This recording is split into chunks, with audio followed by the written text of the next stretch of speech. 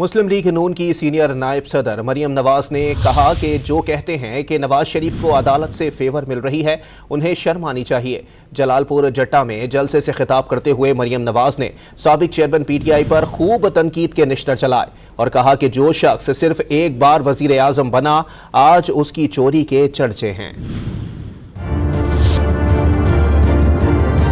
شخص ہے جس کو اس کے دشمنوں نے مخالفین نے کہا تھا اس کی سیاست اب ختم ہو گئی ہے، کہا تھا نواز شریف تاریخ کا حصہ بن گیا ہے اور کہا تھا کہ نواز شریف اب کبھی واپس نہیں آئے گا، تو اس کے خلاف سازش کرنے والا گروہ اس دن ٹی وی سکرینز پر بیٹھ کے دیکھ رہا ہوگا کہ نواز شریف کو اللہ تعالیٰ کس عزت اور کس شان سے لے کر آیا۔ نواز شریف کو 7 سال بعد بھی انصاف ابھی تک مکمل نہیں ملا، اور جو نواز شریف کو رینگ رینگ کر انصاف مل رہا ہے اس پر بھی وہ کہتے ہیں کہ شاید نواز شریف کو فیور کیا جا رہا ہے، تمہیں شرم آنی چاہیے۔ اربوں ڈالر کی فیسیں دے دیں،